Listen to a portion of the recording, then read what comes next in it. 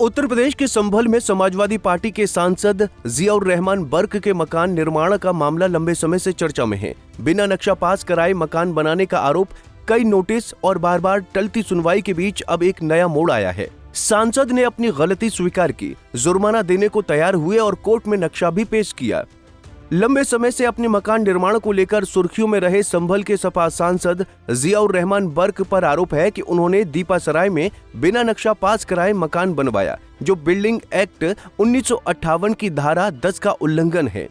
इस मामले में कई बार नोटिस जारी हुए, कई सुनवाइयां टली और सांसद के वकीलों ने समय मांगा, लेकिन अब इस केस में एक नया अध्याय जुड़ा है। हाल ही में हुई जन सुनवाई में सांसद के वकील ने कोर्ट में मकान का नक्शा पेश किया और तकनीकी जांच के लिए असिस्टेंट टाउन प्लानर मुरादाबाद की रिपोर्ट भी कोर्ट को सौंपी है। एसडीएम संभल विकास चंद्र ने बताया कि यह मामला अब न्यायालय में विचाराधीन है और अगली सुनवाई 26 जून 2025 को होगी। सांसद ने पहले अपनी गलती स्वीकार करते हुए जुर्माना देकर नक्शा पास कराने की मांग की थी। एमपी के मकान को लेकर यहाँ पर डेट चल रही थी, क्या डेट दी गई है सर और क्या साक्ष्य मांगे गए? देखिए, regulation of building operation act 1958 की धारा 10 के तहत जो मामला विचाराधीन है, उसमें आज माननीय सांसद जी के अधिवक्ता की तरफ से उनकी बात रखी गई और एक अन्य पक्षकार ममलूकुर रहमान के अधिवक्ता उपस्थित नहीं हुए। जो अंतिम कार्रवाई हुई थी न्यायालय में, उसमें जो टाउन प्लानर मुरादाबाद की रिपोर्ट आनी थी, टेक्निकल रिपोर्ट, वो आज न्यायालय में अप्राप्त है।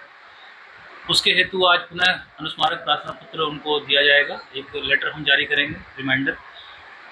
वो रिपोर्ट आने के बाद ही जेई रेलवे क्षेत्र के द्वारा उसका आगमन तैयार किया जा सकेगा। तो अग्रिम डेट हमने 26/6/25 की लगाई है और इतर कार्रवाई उसके उपरांत की जाएगी। Thank you sir. कोर्ट ने इसके लिए समय भी दिया था। हालांकि पिछली सुनवाई में सांसद के वकील ने पक्ष रखा, लेकिन मकान के अन्य पक्ष ममलूकुर रहमान की ओर से कोई अधिवक्ता मौजूद नहीं था। ये दिखाता है कि सांसद इस मामले को सुलझाने की दिशा में कदम बढ़ा रहे हैं और देर से सही उन्हें राहत के संकेत मिल रहे हैं। हाल में जियाउर रहमान बर्क को कई मामले में राहत मिलने की खबर सामने आई है। पहले बिजली चोरी के मामले में भी उन्हें कुछ राहत मिल चुकी है। कोर्ट के आदेश के बाद कुछ रुपए जमा होने के बाद बिजली कनेक्शन फिर से जुड़ गई है। हालांकि इस मामले में अभी जांच और सुनवाई चल रही है। सांसद ने बार बार दावा किया है कि मकान उनके नाम पर नहीं है और उनके पिता ममलूकुर रहमान ने भी नक्शा पास कराने के लिए आवेदन किया था, लेकिन अब नक्शा पेश होने और गलती स्वीकार करने के बाद ये मामला सुलझने की ओर बढ़ता दिख रहा है। ये मामला सिर्फ एक मकान का नहीं बल्कि कानून के सामने जवाबदेही का है। सांसद का गलती मानना और जुर्माना देने की इच्छा दिखाता है कि वो कानूनी प्रक्रिया का सम्मान कर रहे हैं, लेकिन ये भी एक सबक है कि चाहे कोई कितना भी प्रभावशाली हो, नियम कानून सबके लिए बराबर हैं।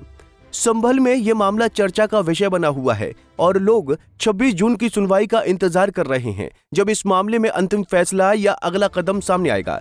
जियाउर रहमान बर्क का ये मामला हमें सिखाता है कि कानून का पालन करना हर नागरिक की जिम्मेदारी है, चाहे वो सांसद हो या आम आदमी। नियमों का उल्लंघन गंभीर परिणाम ला सकता है, लेकिन गलती स्वीकार करना और सुधार की दिशा में कदम उठाना भी उतना ही महत्वपूर्ण है।